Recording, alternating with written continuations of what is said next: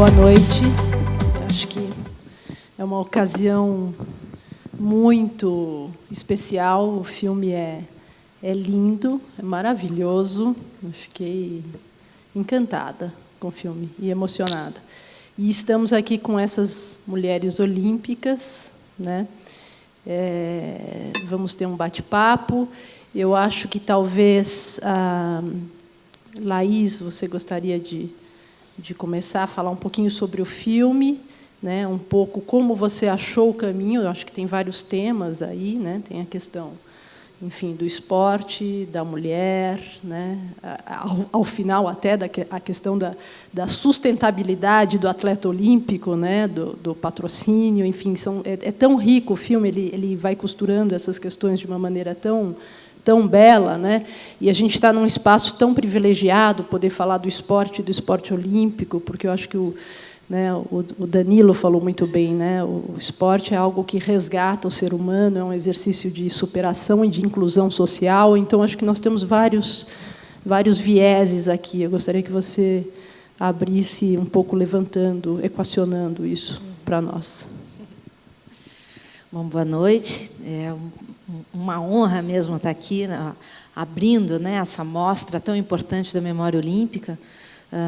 E eu acho que o que é interessante é que é uma memória que quase assim, uma memória que a gente nem sabia que a gente tinha, né, que a gente está descobrindo agora, né. Eu acho que isso que eu acho que é interessante, que é curioso.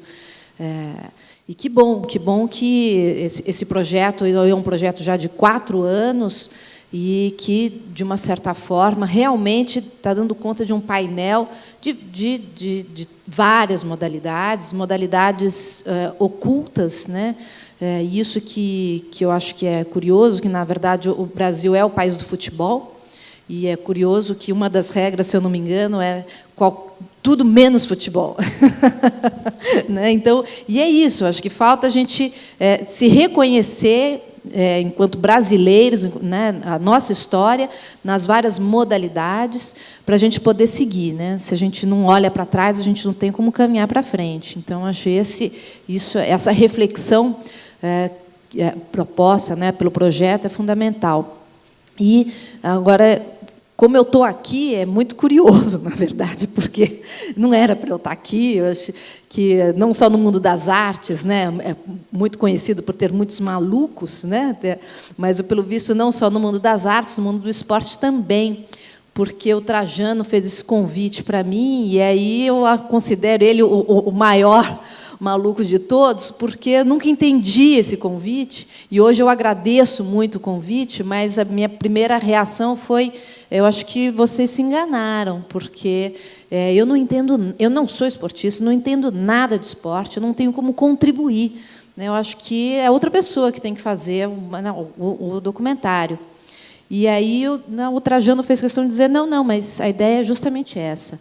É alguém de fora, é um olhar externo para falar sobre o esporte, né? O olhar de quem já trabalha com isso, os jornalistas esportivos, de uma certa forma, tem um olhar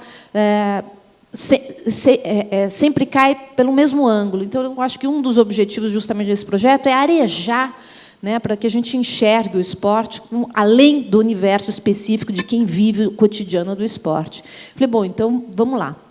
O nosso primeiro encontro foi ótimo, e aí depois um telefonema do Trajano: e aí, Laís, você decidiu o tema? Porque no meu caso, né, o tema era livre. Eu falei: decidi. E aí, então, o que é? Eu falei: eu vou falar sobre a participação das mulheres nas Olimpíadas. E aí foi um silêncio. E aí eu: tudo bem? Sobre as mulheres? Ele: tá bom, né? Então, assim, eu falei: nossa, acho que eu errei. Ele não ficou muito animado, né, Trajano? E aí eu falei: bom, calma, eu vou descobrir alguma coisa. Mas você sabe sobre o que você vai falar? Eu falei: olha, eu também não sei, mas eu vou descobrir. E aí montei uma equipe muito importante, que contei com a Kátia Rubio, que é uma grande pesquisadora do esporte olímpico, e foco na participação das mulheres. E veio um material que, assim, se eu fosse, talvez, do mundo do esporte, talvez eu acho que eu não acertasse tanto, porque veio tanta história que não está aqui, que não cabe.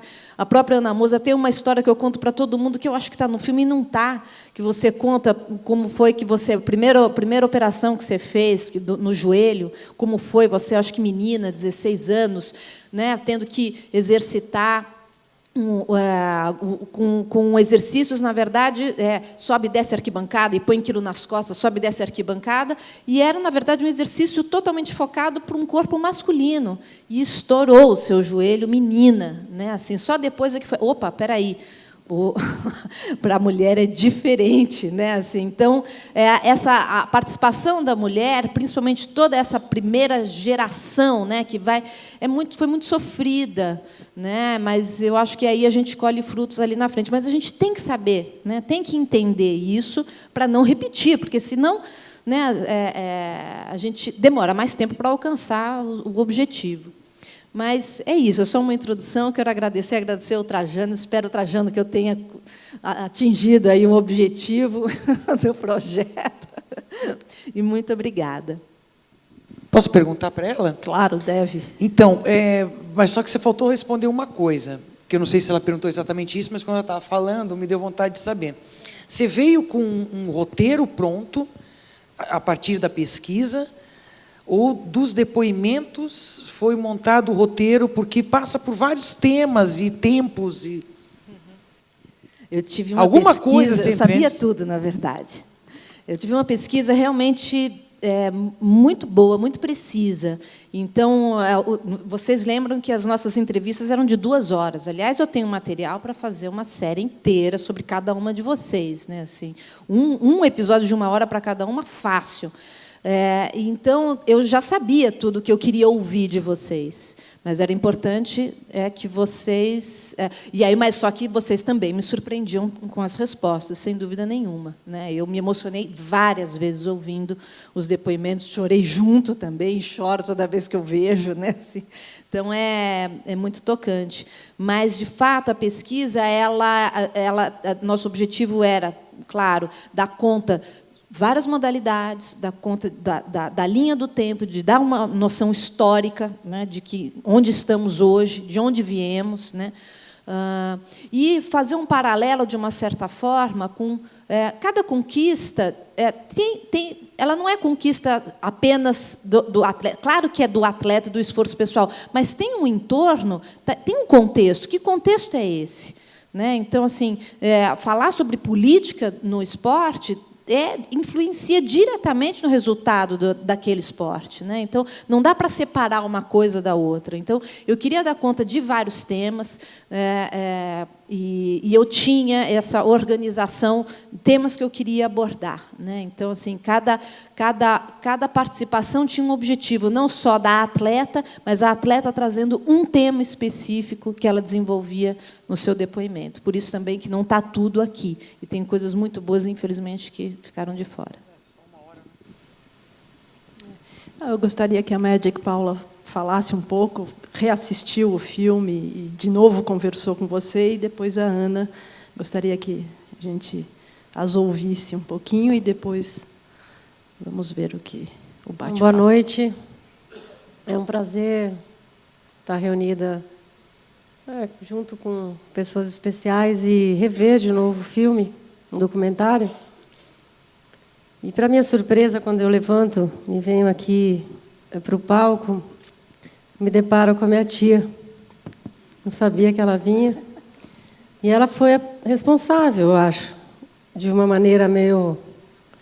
Porque ela foi a primeira que vestiu um uniforme de basquete na vida da família. Foi muito legal te ver aqui, tia. E eu acho que sempre tem alguém que começa, né? Alguém lá atrás que foi mais forte que a gente, foi uma mulher mais ousada que a gente. E talvez minha tia tenha sido a primeira, e depois veio minha mãe, né? Então, eu acho que a gente também começou o esporte de uma maneira brincando, né, Ana? Era algo que a gente jamais pensava que um dia pudesse viver tudo isso, que a gente hoje teve aí uma prévia, né? Mas eu acho que foi muito feliz o documentário, porque a Laís conseguiu permear não só as nossas conquistas, né, mas nossas angústias, as nossas...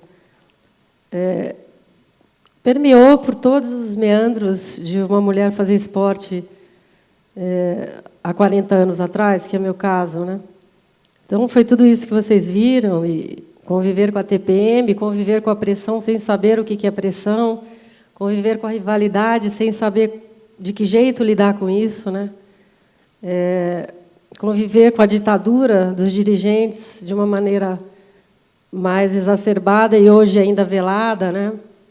E eu acho que foi muito feliz porque consegue, de uma forma assim, com humor, né, com alegria, com a coisa da conquista, mas também de que assim nada é fácil. Não é só para o atleta que não é fácil. Qualquer profissão não é fácil, né? A gente tem que suprir, superar tudo que vem pela frente para chegar. E eu fico feliz porque eu acho que a gente, como o Trajano disse, está passando por um momento especial em que a gente fala de Olimpíada, mas o glamour da Olimpíada, né? O glamour dos grandes estádios, dos grandes locais onde as competições vão ser realizadas. Mas a Olimpíada não é só isso, né? A Olimpíada, a gente tem que começar a resgatar essa cultura esportiva, né?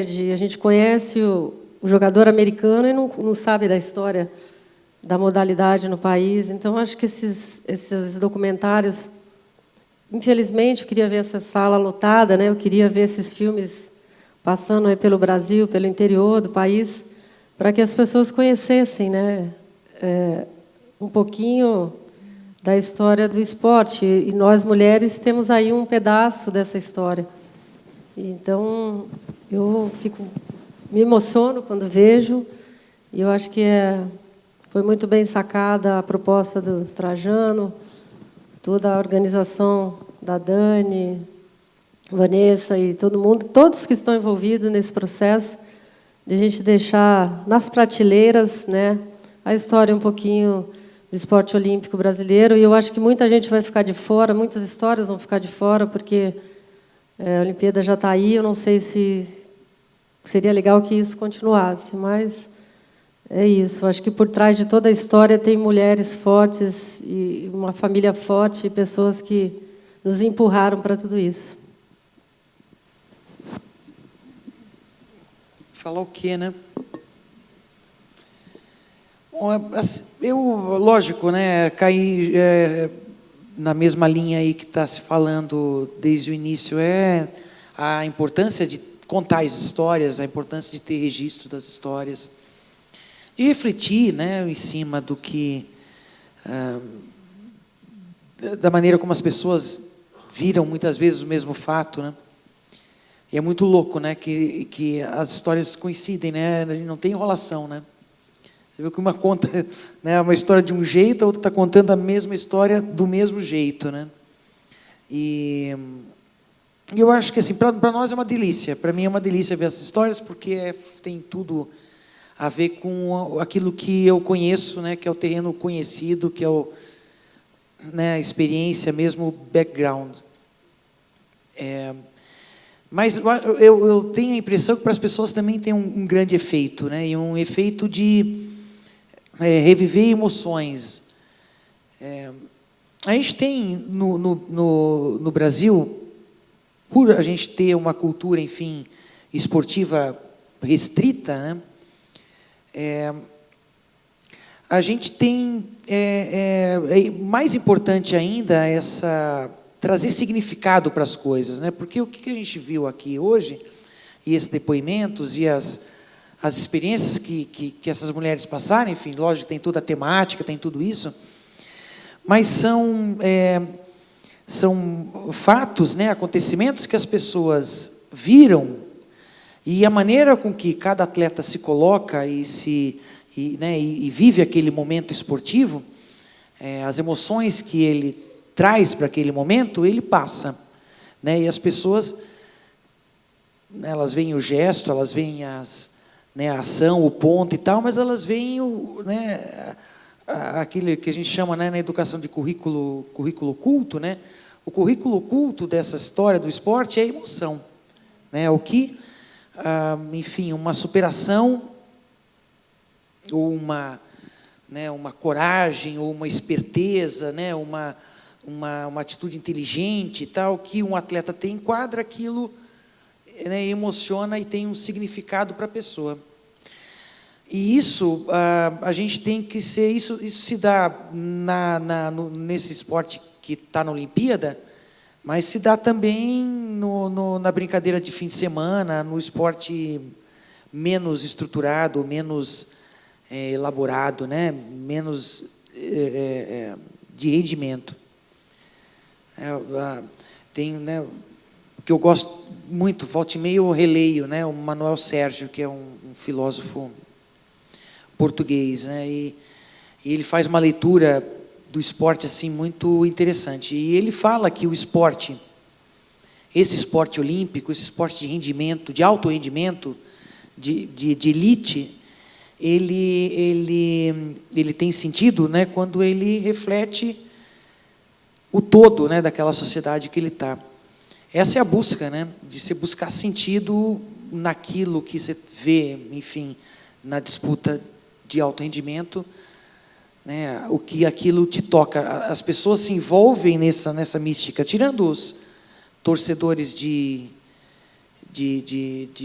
4 em 4 anos, né, enfim, como é que fala? Qual era o último canto na Copa do Mundo? Qual era o canto da Copa do Mundo? Não é "Sou brasileiro até morrer", né? É isso, com muito orgulho, com muito amor. Então tem os torcedores dos jargões, né? E tem aquelas, enfim, que aparecem sempre. Mas eu acho que a cultura que se precisa criar, e essa iniciativa Memória Olímpica, ela vai nesse sentido. A cultura que se tem que criar é o sentido que tem, né, para a vida das pessoas. Então, as pessoas têm que ver sentido aquilo, né, traduzido no seu cotidiano. Acho que é isso que o Manuel Sérgio falava, né, da expressão máxima, né, de qualidade dessa cultura que está presente, né.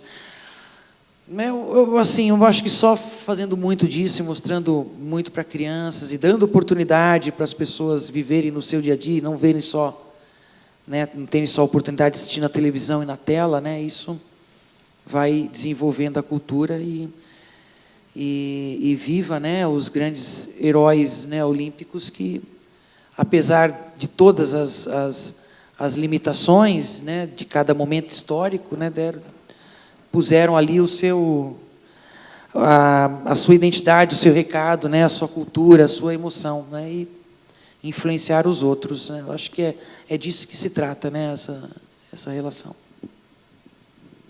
Sabe que eu assistindo o documentário, pela segunda vez, e já tinha visto em casa também, fica muito latente nos assuntos abordados que a gente teve que aprender a conviver com certas coisas. Não tinha um manual, né, Ana? Não tinha, olha, faça assim que assim vai dar certo. E você vê nas falas, né, nos depoimentos, que os campeões vão construindo sua história, né? Isso é no esporte, isso é na vida, e vão criando carcaças que às vezes desnecessárias, né? E eu falo que o esporte de rendimento ele deixa muitas sequelas, né? Você, depois que sai das quadras, você tem que ir lidando com isso e meio que mastigando isso para ficar mais leve, porque você tem que ir aprendendo com aquilo que acontece, né?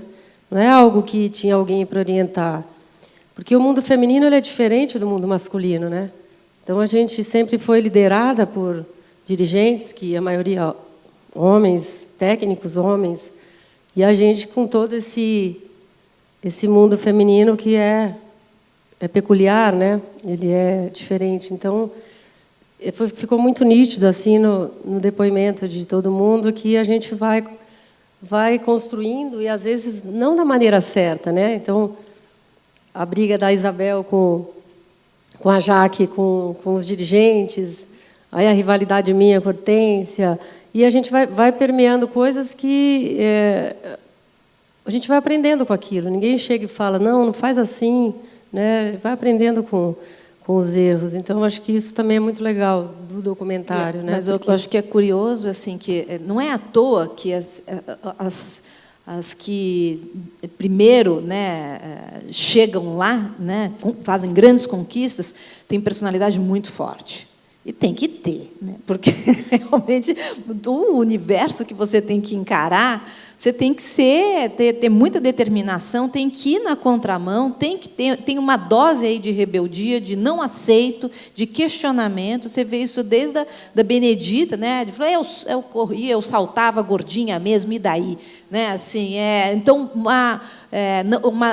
não aceitar o que um pseudo-manual, porque disseram que tinha que ser assim. Quem disse? Pode ser porque diferente. não há o manual. O esporte feminino ele tem um desenvolvimento por si só, né? Elas todas colocam isso. A estrutura não está para elas ainda. Não tá. Ela está se formando.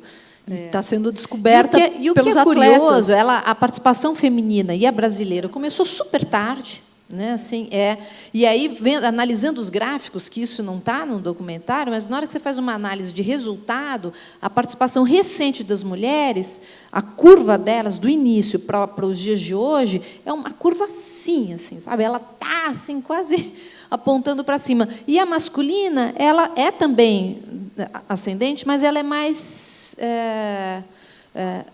suave, exatamente, né? Ou seja, tudo indica que na próxima Olimpíada já vai ter uma inversão, né? Assim, se mantiver essa curva, e eu acho que vai manter, a gente vai ter uma superação muito rápida de resultados da participação feminina nas Olimpíadas, né? Eu acho isso surpreendente, né? Ou seja, a mulherada está vindo mesmo assim, dá licença. Eu acho que isso é um movimento no esporte que não foi combinado, porque nem elas se conheciam, ninguém sabia de nada, mas está aí, né? Então acho que o que o documentário faz é só, olha, pessoal, né? Os fatos são esses, né? Assim, ninguém tinha percebido isso até então, mas que aí veio nessa pesquisa, né, assim, que eu contei com a Eloá, com o Fabiano Rampazzo também, a própria Kátia Rubio, que abriu todo um material dela. Então, isso basta você se debruçar que isso fica evidente. E é curioso que isso corresponde aí, sim, não só ao mundo do esporte, mas realmente à participação da mulher na sociedade. Então, se você estuda a participação da mulher na sociedade, é muito recente, né, se você for ver no Brasil e no mundo, que a mulher conquistou determinadas questões básicas de cidadania, né? Mas a gente ainda não tem os salários iguais, como não tem o patrocínio igual. Ou seja, a mulher no esporte, ela enfrenta problemas que a mulher na sociedade enfrenta. Só que ela está superando, assim como a própria mulher também nas outras áreas também vem superando, né? Eu acho curioso como o esporte, só que ele torna isso mais evidente, né? Porque ele tem o resultado, né? Ele tem a medição, né? Assim, que é mais intenso.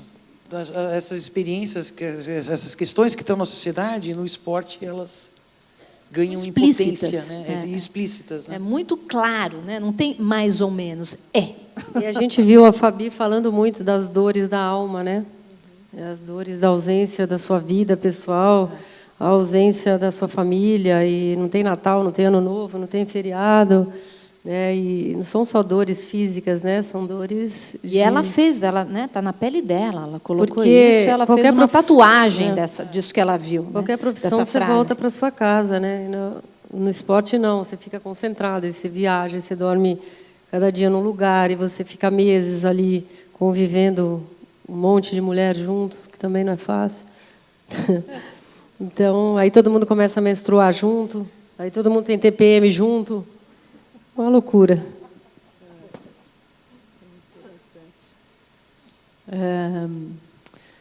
Será que temos perguntas da plateia? Ali.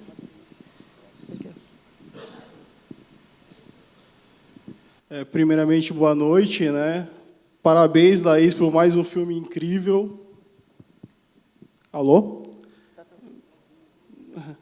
Então, torcedor do América ali. 4 incríveis mulheres, né? 2 do mundo das artes, 2 esportistas fora de série, né? E a minha pergunta vai para a Ana Moser, porque ela falou sobre Barcelona em 92, aquela coisa que aconteceu na conferência de imprensa e tal. E tem um jogo em 96 contra Cuba, né? Aquele jogo que eu não vi, né? Que eu tinha que acordar muito cedo. Tem no YouTube. Eu não vi, mas nunca esqueci daquele jogo histórico, né? E você contando a história do Nussmann no documentário, eu quero saber como foi sair daquele jogo histórico, incrível, que vocês infelizmente perderam, e ir para a disputa da medalha de bronze, porque, vendo agora, quer dizer, a medalha tem um significado todo incrível, né? Eu queria que você falasse sobre isso. A gente jogou muito bem aquela Olimpíada. A gente, na primeira fase, ganhou de Cuba de 3-0 e da Rússia de 3-0. A gente deu um susto em Cuba. Jogamos muito bem e elas não tiveram como reagir, né, naquele jogo na primeira fase. E aí, a Cuba perdeu da gente e perdeu da Rússia também. Então, um final ali inesperado, nós em primeiro e Cuba em terceiro na chave. Nos cruzamentos mais para frente, cruzou nós e Cuba na semifinal. E a gente estava naquela Olimpíada para fazer a final com Cuba e tentar vencer Cuba na final. E aí a gente encontra Cuba na semifinal, né? E, enfim, entramos com tudo e mais um pouco, né? Mas a gente perdeu, né? E foi uma descarga assim emocional muito grande. E além de tudo, no final do jogo ainda teve o bate-boca, que foi para, né, começou na rede e acabou no vestiário, né? Eu não fiz nada, eu só comecei. Tem um dos documentários, é só sobre esse episódio. Maravilhoso, chama Pátria. Né? Pátria. Vale a pena. Vale a pena, Meira, eu também gosto bastante. Muito bom. Pela parte que me toca. Muito obrigado.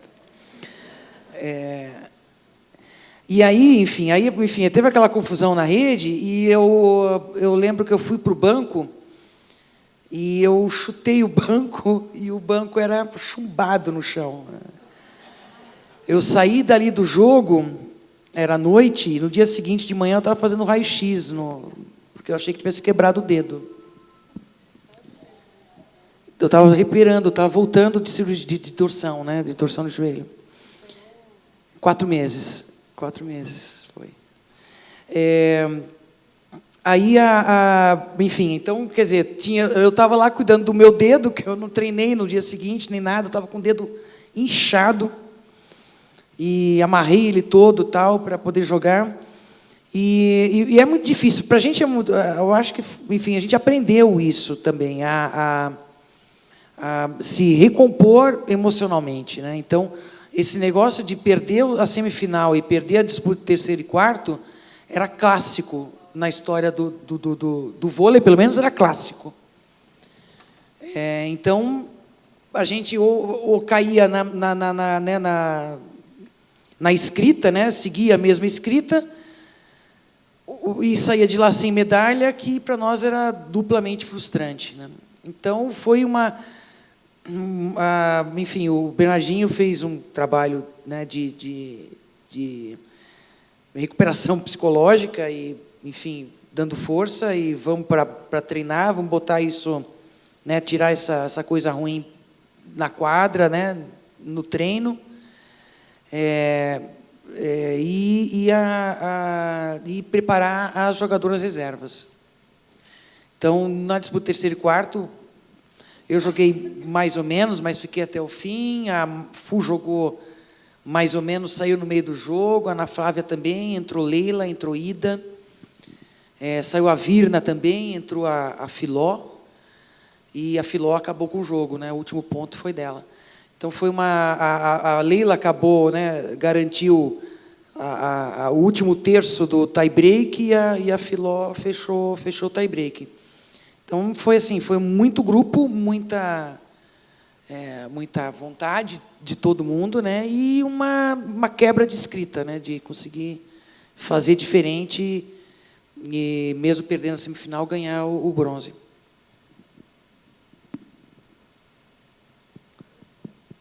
perguntas? Aqui. Bom, em primeiro lugar, boa noite para todo mundo. Boa noite para todas as campeãs, para a cineasta, para todos. Em primeiro lugar, é uma emoção enorme estar aqui presente. Que eu adoro esporte, sou de São Bernardo do Campo, uma cidade que valoriza muito o esporte, né? E eu gostaria de fazer uma pergunta para vocês que tem a ver com o documentário, que é o seguinte: eu fiquei muito impactada com o depoimento da Yane Marques, quando é a nossa campeã, medalha de bronze na última Olimpíadas de 2012, em que ela relata que não tem um patrocínio. Eu fico imaginando, num país de 201 milhões de habitantes, que nós estamos com grandes empresas multinacionais, o que acontece que um grande esportista desse gênero não tem um patrocínio digno para, sabe, seguir uma carreira, independente de onde, sabe, o brasileiro é, do Oiapoque ou Chuí. Eu acho que a gente gravou quando esse...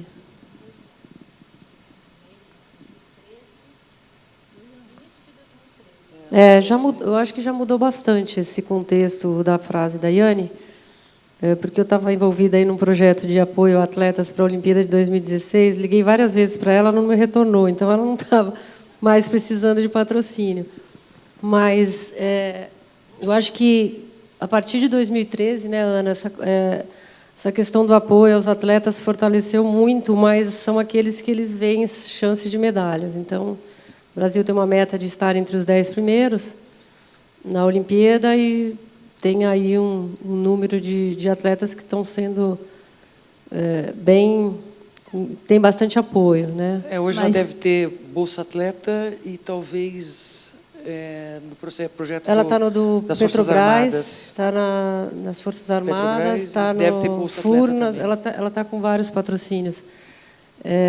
Então, assim, eu acho que porque eu sempre encontro as pessoas na rua e falo, o Brasil não dá apoio, o Brasil... Eu acho que a questão não é isso. A gente nunca teve tanto dinheiro investido visando a Olimpíada no Brasil, só que ele não chega da forma que tem que chegar para o atleta, entendeu? Eu acho que chega assim, seu salário está aí, fica quieto, não reclama mais. Mas eu acho que fica uma pergunta aí, investimento é igual a resultado? Eu não sei, porque nesse ano a gente já teve vários mundiais aí e a gente não melhorou do que a gente vinha... do que vinha nos anos anteriores. Então, eu acho que não é a forma como chega e poucas vezes chega no atleta. Tem que chegar de uma maneira boa, que dê estrutura, que dê um nutricionista, um psicólogo, não é só o salário mensal que vai fazer com que isso gere resultados. Então, eu acho que tem muita gente sem patrocínio, mas eu acho que a gente hoje, por sediar uma Olimpíada, a coisa mudou um pouco, assim, principalmente aqueles que têm chance. Eu acho que o atleta, assim, ele sofre, provavelmente, uma coisa parecida que os cineastas independentes também sofrem, que é assim, você tem que fazer tudo. Então, você tem que estar na piscina, nadando e treinando, marcando o seu próprio tempo, mandando e-mail para o seu treinador, e aí você tem que apresentar, escrever um projeto, botar na lei, ou seja, de um mundo que você não entende nada, né? Assim, mas se você não faz isso, você não recebe patrocínio. Tem uma burocracia aí que vou te contar, assim, eu tenho dó, sabe? Então, não é fácil ser atleta no Brasil e não basta o dinheiro. E eu acho natural que não é porque você, nos últimos anos, investiu um dinheiro que você colhe o resultado imediato. Não vai colher nunca. E espero que a gente não tenha também está vendo? Não adianta dar dinheiro porque não colhe resultado. O resultado é a longo prazo, gente. Né? Se a gente for analisar como é o investimento no esporte nos Estados Unidos, você vai ver que o investimento ele é indireto já na escola. Né? Os próprios campeonatos, as próprias universidades, a maneira como você entende o esporte, o respeito que você tem pelo esportista que ganha uma bolsa. Né? Assim, então, o incentivo ele é da sociedade como um todo. né? E o esporte com todas as suas modalidades, não é a monocultura, né? Assim, a gente é um país de monocultura, né? O Brasil inteiro, sendo que é uma pena, porque a gente tem esse país inteiro, esse país continental, com justamente essa mistura de raças que nos dá a chance de ter tantas variantes, né, e provavelmente tantas coisas específicas em várias áreas, né. Só que assim a criança está nascendo hoje, né, assim, você tem que começar pequenininho, assim, criar um carinho pelo esporte para um dia chegar lá. Então não adianta, não é uma coisa que num curto espaço de tempo que você cria novos atletas, não, é a longo prazo. Isso tem que começar agora e tem que, assim como esse projeto do Memória do Esporte começou há 4 anos, né, e aí agora que a gente colhe uma certa, puxa, olha que leque curioso, interessante, né, que a gente nem tinha ideia do que tinha aí, né, isso no audiovisual. Agora imagina no mundo do esporte, que você tem que descobrir os talentos aí escondidos pelo Brasil, né? Você tem que ter muita calma, muita paciência e determinação por parte dos empresários, do governo, do ensino, né? Assim, é uma união de esforços e de olhares, e que eu acho que é tão importante. Eu vejo assim que, como o esporte ele é de resultado específico e palpável, né? Assim, do ponto de vista das mulheres, por exemplo, na hora que a gente reconhece o esforço e que vale o esforço, que você tem o reconhecimento, isso incentiva tantas outras mulheres, né, que você tem onde mirar. Olha, se ela consegue assim, eu também posso, né? Assim, então essa projeção é muito importante, não só para o esporte, mas para toda a sociedade. A cultura do esporte, o esporte na escola, talvez também essa coisa de...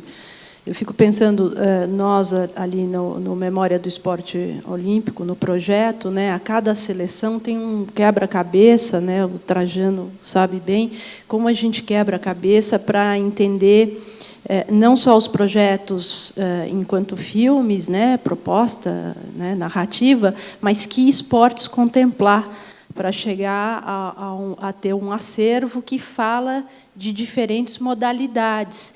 E só uma parte, já vou passar para a sua pergunta, mas e eu fiquei muito impressionada agora vendo o Mundial de Atletismo, que aparentemente não teve bons resultados, e pensando um pouco escapando um pouquinho aqui do vôlei e do basquete, que acho que são esportes que tiveram uma ascensão e estão mais institucionalizados, acho que eles têm uma estrutura maior que as rodeia, mas o que existe do atletismo, por exemplo, nas nossas escolas?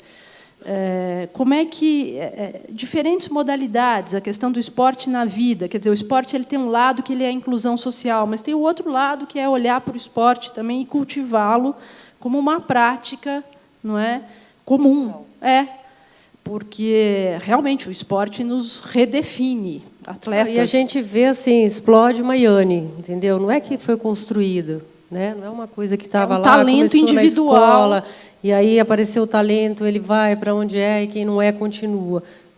Surgem, né? Brotam. Então aí vem o Guga, aí vem a Daiane, aí vem, mas não é algo que coletivo, que começa na base, que tem uma base da pirâmide grande para depois sair, né? Então fica essa coisa meio a gente esperando quem vai ser agora, né? Não é uma coisa que está sendo construída e planejada, né? 2, 3 ciclos olímpicos. Eu queria só falar uma coisa que eu acho muito importante, que tem a ver com a história do patrocínio. Assim, por que é tão difícil também conseguir patrocínio? Aí para a mulher ainda mais, claro, porque ela aparece menos. Mas como o Brasil ele é o país do futebol, e tudo bem, assim, mas assim, tem um lado que não é tudo bem, é muito ruim para as outras modalidades, porque normalmente uma empresa ela quer colocar a sua marca em algo que apareça, que tenha destaque. E se a gente for analisar nos cadernos, né, de esporte dos nossos jornais, você só tem futebol. Né? Assim, isso é uma outra notinha aqui. Agora, chegando na Olimpíada, começa a nascer um pouco mais. Da mulher, então, não existe. Né? Assim, então, eu acho uma pena assim, que nem os nossos próprios jornalistas esportivos reconhecem as outras modalidades. Então, a gente não cria o glamour necessário, a atração necessária, a curiosidade do público, que nem entende daquela... Não existe na nossa cultura um conhecimento de qual é a regra daquele esporte, como é que eu assisto aquilo, eu vou gostar por quê? Então, por que vai ter um patrocinador para aquele atleta? Não vai ter mesmo, né? Assim, então, uma coisa que eu notei, assim, que a gente tem poucos jornalistas que realmente entendem. Com essa história da pesquisa, foi muito curioso, assim, não é à toa que no documentário, quando a gente mostra a história da Sara, né, no judô, o montador achou esse material com a narração de Londres, né, é totalmente diferente, assim, a maneira, o approach, o como contar a história, assim, eles fazem um mini documentário sobre o atleta durante a luta dela, você já se emociona com a história dela. Então, assim, não pode. Você fala na sua vez.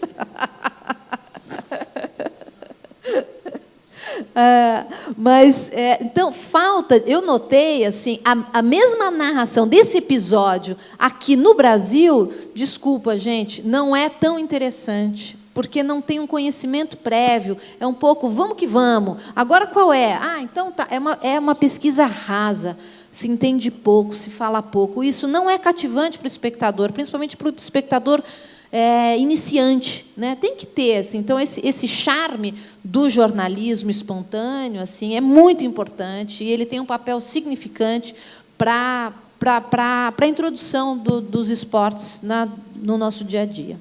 Eu vou pedir licença só para falar um pouco na frente de quem solicitou, porque eu tenho que fazer uma observação que se faz necessária aqui. Que você está generalizando o jornalismo esportivo. Tem muita gente que produz e faz coisa séria e coisa importante nesse país. Dois estão presentes aqui. Sem dúvida. Roberto Salim e Marcelo Gomes estão presentes aqui. Não, com certeza. Então, o jornalismo esportivo se preocupa muito com esses esportes e com esses personagens. Às vezes criticando, às vezes até exagerando, às vezes exacerbando. Mas perto do futebol, não, perto do futebol, sim. Mas na hora que você fala do jornalismo esportivo, nós temos que considerar e ressaltar o trabalho de outros. Tem tem o Edgar Alves. Cada lugar cada órgão de imprensa tem um abnegado, um lutador que luta por pautas, por matérias. Isso na Folha, no Estadão. Tínhamos a Denise Mirais, tantos outros que fazem trabalhos perseguindo os esportes olímpicos. Eu faço esse registro aqui, porque não é justo que a gente não ressalte o trabalho dessa gente, que é tão abnegada e sofrida quanto o atleta brasileiro. Perfeito, está certo, Trajano. Eu acho que essas pessoas precisam ter mais espaço ainda. Elas precisam sublinhar mais ainda, porque para um público desavisado, e eu me coloco nesse lugar, porque eu não sou do mundo do esporte, então eu sou totalmente um público, aquele qualquer que está ali, sou eu. Né? Assim, a informação não chega da forma adequada. Eu acho que a gente ainda precisa mais. Tem caminhos, não é que não é uma terra arrasada, sim, mas precisa mais, com certeza. Assim, é importante para que surjam novos atletas com mais força, com mais respeito. Primeiramente, boa noite a todas e parabenizar o documentário em si, as duas atletas. A minha pergunta vai para a Paula. Primeiro, ela é uma grande influência para o meu pai. Meu pai tinha dois grandes ícones dentro do basquete, Marcel e Paula.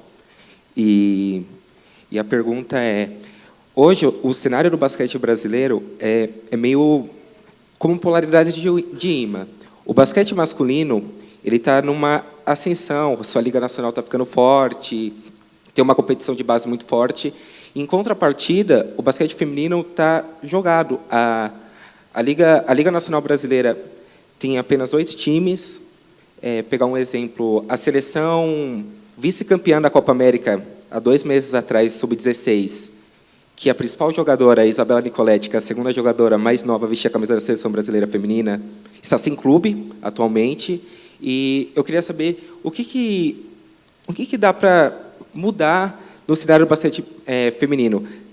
As jogadoras mais experientes, como a Érica, e tantos outros exemplos, ela poderia ter um pouco mais, como dito no documentário, atitude para bater um pouco de frente, para tentar conseguir recursos para o basquetebol feminino, que está muito disperso do masculino em termos de resultados e preparação em si?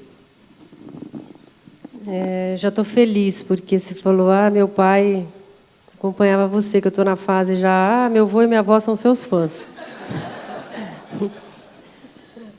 Não, eu acho que teria que ter mais um dia, um simpósio para a gente discutir o basquete brasileiro. E em poucos minutos, talvez eu não consiga passar para você o que eu tenho na minha cabeça. Mas a gente vive diferentemente da nossa época, em que o feminino era muito disputado, né? A gente tinha a chance de ter um Luciano do Vale que abriu as portas para a TV aberta e a gente cresceu muito com isso também. Mas eu vejo aí 2 pontos, né? Primeiro, a gente tem uma gestão pífia dentro da entidade que comanda o basquete. Existe um olhar, um descaso em relação ao feminino, diferente do olhar que se tem para o masculino. Mas eu acho que a gente não tem que ficar aqui buscando desculpas, né? Eu acho que tanto a parte diretiva deixa a desejar, como a nova geração também. Porque a nova geração, diferente do que a gente vê nos documentários, não se interessa em saber, né, o que vai acontecer, por que está assim, o que eu posso fazer para melhorar. Então, assim, se eu ficar 1 ano sem fazer jogo internacional, está tudo bem. Se eu for lá e ficar em 5º, está tudo bem. Se eu for lá e não for... Entendeu? Então, eu acho que falta um pouco dessa voz um pouco mais ativa das jogadoras e gostar mesmo os caras na parede e falar, e aí? Como é que vai ficar para a gente? E isso é um reflexo também da falta da quantidade de jogadoras no país e do apoio e aí por aí vai, né? Porque não dá para você ficar esperando a cada 20 anos surgir 1 ou 2 ou 3 jogadoras. A gente tem que fazer como o voleibol, né? Quando tem uma geração jogando, já tem 2 sendo preparadas. E o basquete não faz isso. Espera acabar uma geração para pensar na próxima. Mas isso é uma discussão longa e fico feliz que tem aqui um apaixonado pelo basquete. Tá, senhores, estamos chegando aqui ao fim do encontro. Eu queria uma última palavra da Ana, da nossa Magic Paula e da Laís. Bom, agradecer essa noite maravilhosa, mais vontade ainda de rever os outros filmes que eu já vi e ver os inéditos, né? Tem vários aí que eu não vi ainda.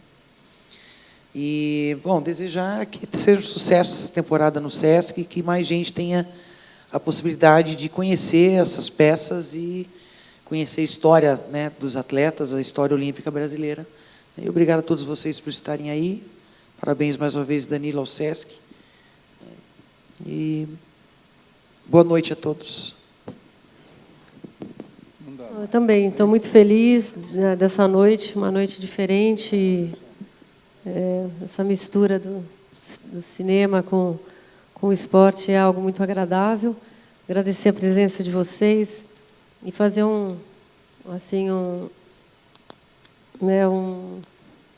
para o Sesc, porque eu acho que o Sesc é uma das coisas que funciona no nosso país e acho que a gente tinha que se mirar no exemplo do Sesc para a gente tentar melhorar muitas coisas no nosso país.